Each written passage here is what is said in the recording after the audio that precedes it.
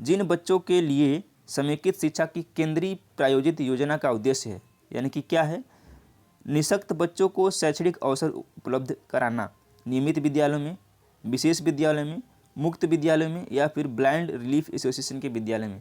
तो कैसा विद्यालय होना चाहिए? वो होना चाहिए नियमित विद्यालय, जो उनको एक अच्छा माहौल दे सके और उनको सीखने की पूरी तरह से तत्पर रहे सिखाने के लिए। तो ऑप्शन नंबर ए करेक्ट है।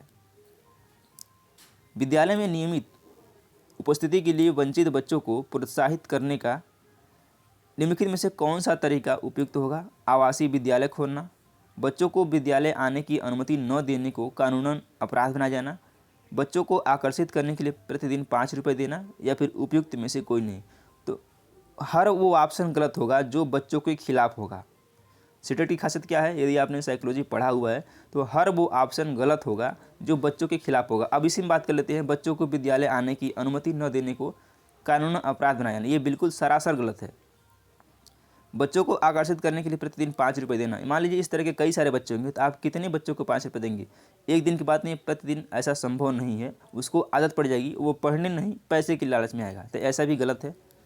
और क्या होगा? आवासीय विद्यालय खोलना, ऑप्शन नंबर ए करेक्ट है। यदि आवासीय विद्यालय रहेगा तो बच्चा वहीं रहेगा और उसी माहौल में ढलेगा, अब वो पढ़ने के लिए उत्सुक होगा, तो ऑप्शन नंबर ए करेक्ट हो जाएगा, ये बिल्कुल सही है। अगला क्वेश्चन लेते हैं, अधिगम अशक्तता वाले, उसके बाद क्या होगा? बच्चों को एक समान दिखाई देने वाले अक्षरों और वर्णों में भ्रम रहता है, बच्चे दृश्य शब्दों यानी साइट वर्ड्स को आसानी से पहचानते और समझते हैं, बच्चों का मानसिक विकास मंद होता है या फिर बच्चे निम्न बुद्धि लब्धि वाले होते हैं। तो जो भी बच्चे अधिगम अशक्तता वाले होते हैं उनको क्या होना चाहिए? एक समान दिखाई देने वाले अक्षरों और वर्णों में क्या होता है? भ्रम रहता है, ये ऑप्शन सही है। श्रवण ह्रास से ग्रसित बच्चे यानी कि जो सुनने में अक्षम है, श्रवण ह्रास से ग्रसित बच्चे कक्षा में किस की सबसे मुख्य नैराश्य यानी कुंठा का सामना करते हैं, यानी कि यदि वो सुनने में असमर्थ हैं, यदि बच्चा सुनेगा नहीं, मान लीजिए कोई बच्चा है, ठीक है, ये बच्चा है और ये बच्चा जब सुनेगा ही नहीं तो किसी चीज़ की रिप्लाई कैसे करेगा? तो इस तरह से क्या करता है, वो एक हीन भावना का शिकार हो जाता है। तो क्या करता है, वो दूसरे से जल्दी बात नहीं करना चाहता है, एकदम अपने में मस्त रहना चाहता है, ठीक है, ये होती है। तो दूसरों के साथ संप्रेषण करने तथा सूचनाओं को बांटने में अक्षम, दूसरे विद्यार्थियों के साथ परीक्षा देने में अक्षमता, प्रस्तावित पाठ्य पुस्तक को पढ़ने की क्षमता या फिर खेल कूद में भागीदारिता निभाने में अक्षमता। वो पाठ्य पुस्तक पढ़ेगा, परीक्षा भी देगा, लेकिन क्या होगा, वो दूसरों से बातचीत करने में क्या होगा? अक्षम, यानी कि हीन भावना का शिकार हो जाएगा। तो ऑप्शन नंबर ए करेक्ट हो जाएगा। तो चलिए, हम उम्मीद करते हैं कि आपको ये सेशन पसंद आ रहा होगा। विकास कभी न समाप्त होने वाली प्रक्रिया है, काफ़ी इंपॉर्टेंट स्टेटमेंट है। यह विचार किससे रिलेटेड है, यानी कि संबंधित है? अंतः संबंध का सिद्धांत, निरंतरता का सिद्धांत, एकीकरण का सिद्धांत या फिर अंतः क्रिया का सिद्धांत। तो यह संबंधित है निरंतरता का सिद्धांत से। बी ऑप्शन क्या है? करेक्ट हो जाएगा।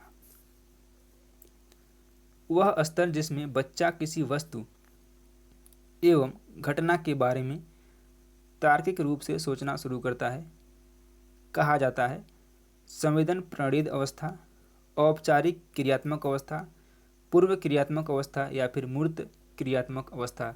बेसिकली बात तब की हो रही है, मान लीजिए कोई बच्चा है, ठीक है, और वह सोचना शुरू करता है, ठीक, वह सोचना शुरू करता है कि यह क्या है, कैसे है, यानी कि जब वो तर्क करना शुरू करता है तो उसको बोलते हैं मूर्त क्रियात्मक अवस्था। यानी कि बच्चे के अंदर में तर्क करने की, यानी कि किसी चीज़ को लेकर के सोचने की, बिना देखे सोचने की क्षमता विकसित हो गई है, तो वहाँ पे क्या होता है? मूर्त क्रियात्मक अवस्था होती है। डी ऑप्शन क्या है? करेक्ट हो जाएगा। सीखने संबंधी निर्योग्यताएं सामान्यतः लड़कियों की तुलना में अधिक लड़कों में होती हैं, अधिकतम उन बच्चों में पाई जाती है जो शहरी, ये शहरी है, शहरी क्षेत्रों की अपेक्षा ग्रामीण क्षेत्रों से संबंध रखते हैं। सी है, उन बच्चों में पाई जाती है विशेषतः जिनके अभिभावक इस प्रकार की समस्या से ग्रसित होते हैं। या फिर डी है, औसत से श्रेष्ठ बुद्धिलब्धि वाले बच्चों में पाई जाती है। तो क्या है यह? निरोगिता माने कि अक्षमता उन बच्चों में पाई जाती है विशेषकर जिनके अभिभावक इस प्रकार की समस्या से ग्रसित होते हैं। इस क्वेश्चन का मतलब है कि जो सीखने संबंधी अयोग्यताएं पाई जाती है सामान्यतः उन बच्चों में अधिक मिलती है जिनके माता पिता या फिर उनके पूर्वज इस तरह की समस्या से ग्रसित रहते हैं तो वो बच्चों पर भी इफेक्ट पड़ता है। यही इसका करेक्ट आंसर है, सी ऑप्शन करेक्ट।